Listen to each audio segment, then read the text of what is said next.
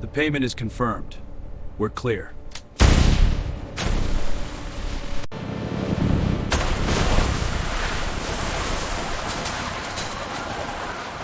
Hands behind your back. Don't resist. Unit 12, suspect in custody. You set me up. The first gunshot went off while I was holding a bag with 240 grand in it. Yeah, real cash. And I had no clue where it came from. Pause. Distant echo of a gunshot. Glass shattered behind me. Someone screamed. My heart just dropped, and my phone buzzed in my pocket. I looked down. 3 words on the screen.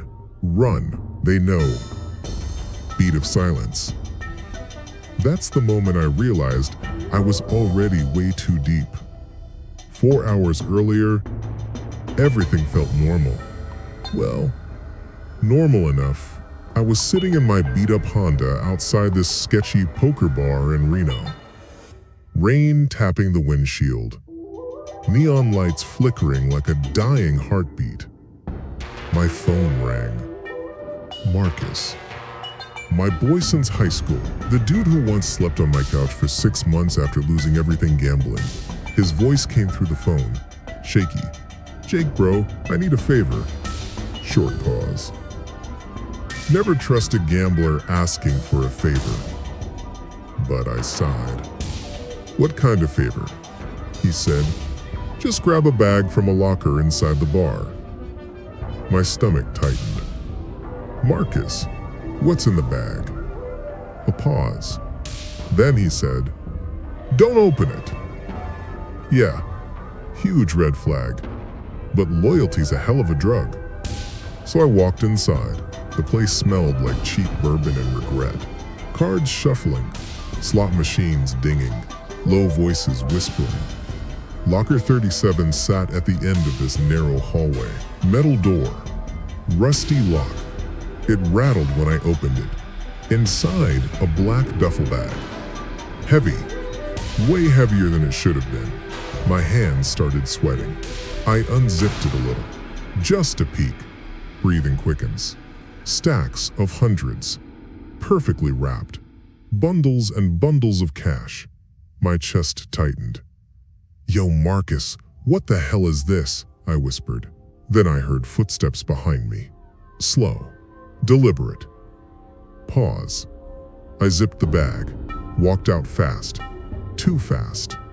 Because when I stepped outside, a guy across the street was staring straight at me, phone pressed to his ear, and when he saw the bag, he started walking. That's when the gunshot cracked through the alley. Sudden loud whisper. I froze. For half a second, then my survival instincts kicked in. I ran, shoes slapping wet pavement, car engines roaring, a siren wailing somewhere in the distance. My phone buzzed again. "Marcus." "Did you get it?" he whispered. "Yeah. And somebody's shooting." His voice dropped. "Listen, drive to the old warehouse on Mill Street." My stomach flipped. "Marcus, this bag has... I know what's in it." Sharp pause. Then he hung up. That's when I started thinking. This wasn't a favor, this was a setup. 10 minutes later, I rolled up to the warehouse. Rusty doors creaking. Wind howling through broken windows. Marcus stepped out of the shadows.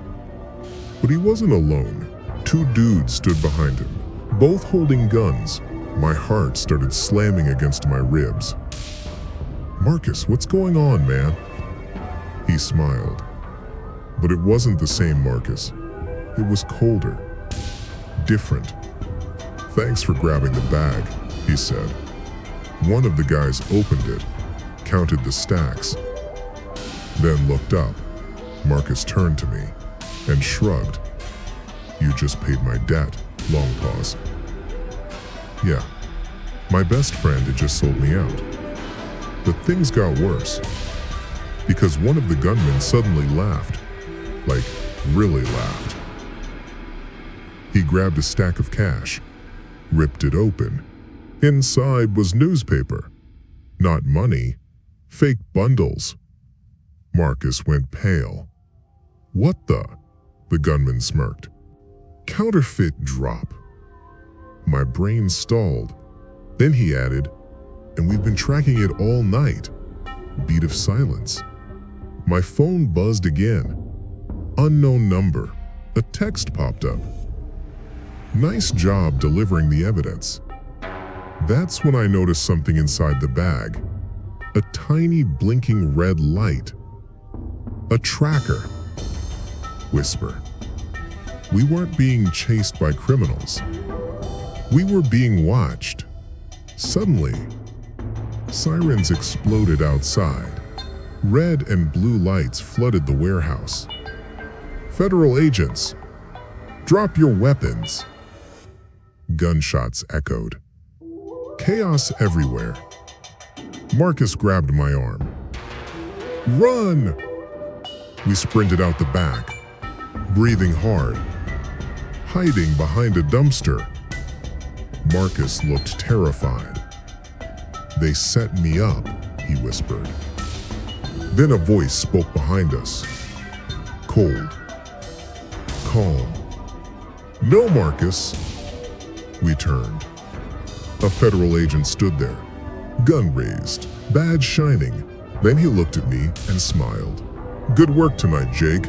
Marcus blinked, confused. What? My throat tightened, because Marcus didn't know. I'd been working with the feds for 3 months, recording calls, tracking money, helping build the case. The agent stepped forward. Marcus Carter, you're under arrest. Marcus stared at me, eyes full of betrayal. You're a rat? I didn't answer, because he already knew. But as they shoved him into the squad car, Marcus started laughing, slow, broken. Jake, he said, you still don't get it. My stomach dropped. What?